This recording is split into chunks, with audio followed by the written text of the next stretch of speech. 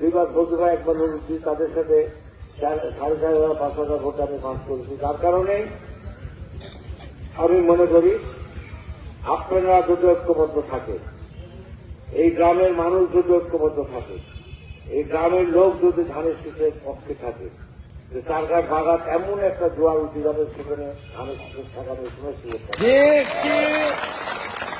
কোন সুযোগ থাকবে না। আমরা আশা করি যে আমরা সবাই, আমার চাওয়া পাওয়ার আর কিছু নাই, আপনাদের মাধ্যমে শুধু থানা না, জেলা না, বাংলাদেশ সহ সারা বিশ্বে আমার পরিচিত করছে।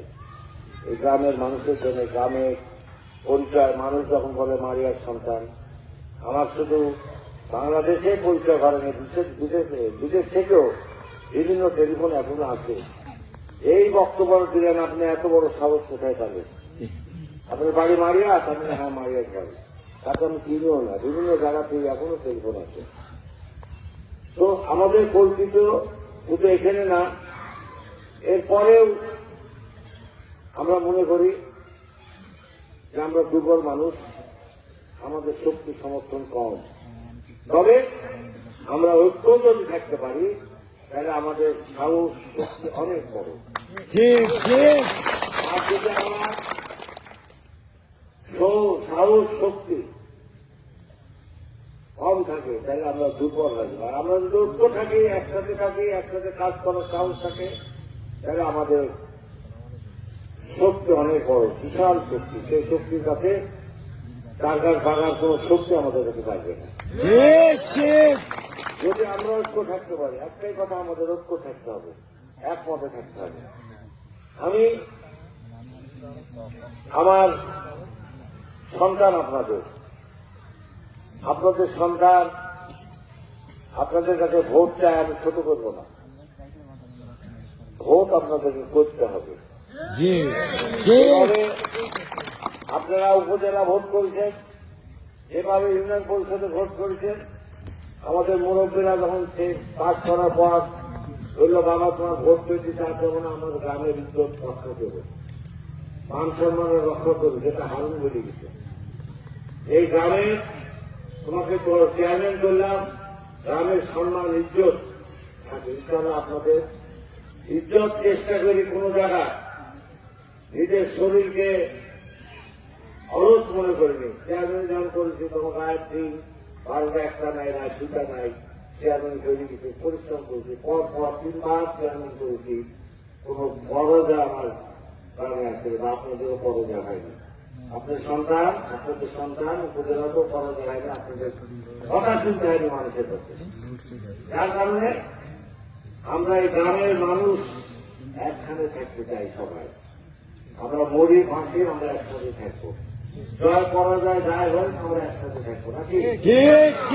কথা আমরা যদি একমত থাকবো যে আমাদের জয় হোক পরাজয় হোক, আমরা একসাথে থাকবো, একসাথে চলবো। আপনারা আমার সাথে থাকবেন। আর আপনারা আগামী ডিসেম্বর 24 ঘোষণার পর 40-50টা লোক গ্রাম থেকে বাইশে দিলেন। এই 50টা লোক কমিটি করি 16টা পয়েন্ট হল চারঘাট বাঘা, 7টা ইউনিয়ন, একটা উপজেলা, বাঘা 7টা ইউনিয়ন, 2টা উপজেলা, 2টা পৌরসভা। যার কারণে এই 16টা ইউনিয়নে 2টা করে মানুষকে ওইসব জায়গাতে রাখতে হবে। তারা খোঁজ খবর নিবে, দিবে, একটা কমিটি থাকে, সে কমিটির কাছে পৌঁছাবে, তাদের তথ্য সংগ্রহ করতে হবে। সেসব বিষয়ে পরে কথা হবে। আজকে আমি যেটা বলতে চাই, এই গ্রামের সন্তান ছিল আমাদের মজুদি ভাই, তিনিও চেয়ারম্যান ছিল, আমার চাচাও চেয়ারম্যান ছিল, আমার ছোট ভাই মাসুমও চেয়ারম্যান ছিল, আমার দাদা একসময় বিখ্যাত মোড়ল ছিল, তারা সবসময় যাই করি, তারা সবসময় মুরব্বীরা যারা ছিল, তারা সবসময় গ্রামের মানুষকে একসাথে রাখছে। আমিও চেষ্টা করেছি, এই প্রায় 28 বছর চেয়ারম্যান করলাম, এদিকে 5 বছর 6 বছর, এই 24-25 বছর আমি চেষ্টা করেছি এই গ্রামের মানুষ একসাথে থাকে, এই গ্রামে যাতে সরকারের প্রভাব না হয়, এই গ্রামে যাতে কোনো ভেজাল না হয়, এটা নিয়ে আমি আপনারাও চেষ্টা করেছি, কিছুটা সফলতা হয়েছে, কোনো জায়গায় ব্যর্থতা হয়েছে। যখন ব্যর্থতা হয়েছে তখন রাত্রে ঘুমাতে পারিনি। আজকে আমি আপনাদের ছেলে, আপনাদের সন্তান, আমি চাই এই গ্রামের উন্নতি হোক। অনেকে অনেক কথা বলছেন, কলেজের কথা বলছেন, হসপিটালের কথা বলছেন, এটা করতে পারিনি। উপজেলা চেয়ারম্যান হওয়ার পর বারবার আমাকে সাসপেন্ড করা হয়েছে।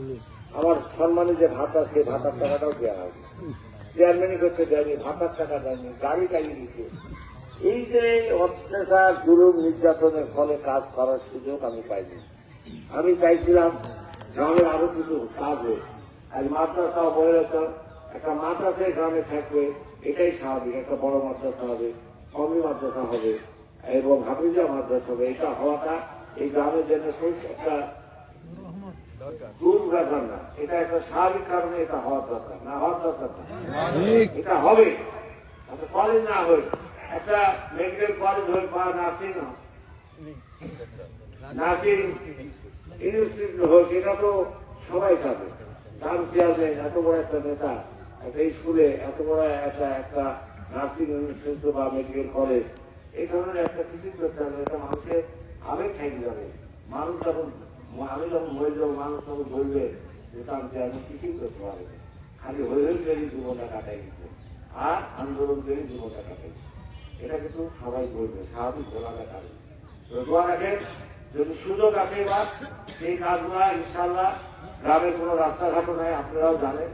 কিছু কিছু রাস্তাঘাট এখনো করা হয়নি, করতে পারিনি, তো চেষ্টা করছি। যথামানাটা মনে হয় টেন্ডার হয়ে গেছে, পশ্চিম পাড়াটাও টেন্ডারের পথে, পশ্চিম পাড়া যে রাস্তা ওইটাও টেন্ডারের পথে, যথামানাটা টেন্ডার হয়ে গেছে। এখন আপনারা যখন বুঝবেন, আজকে এই আন্দোলন সংগ্রাম সবই করেছেন। আমি যখন নমিনেশন পাই, আমি মানুষটার মাঠে যখন আসছিলাম, কি বলে স্কুলের মাঠে আমি শুনতেছিলাম, প্রাইমারি স্কুলের মাঠে। আমি গণস্থানে গেছিলাম, আমার মায়ের, বাপের, আমার স্ত্রী কবর জিয়ারত করতে দুঃখ হয়। তাদের তাদের সাথে এক মিনিট কথা বলতে তখন বুঝতে পারিনি।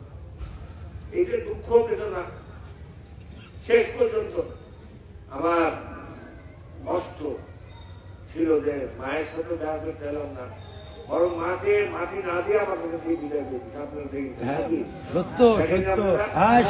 মাটিরা দেখতে দিতে জন্য জানালা দিয়ে অব্দি রাখবে, আমাকে এত কষ্ট, এত ব্যথা, মাটিরা দিতে পারি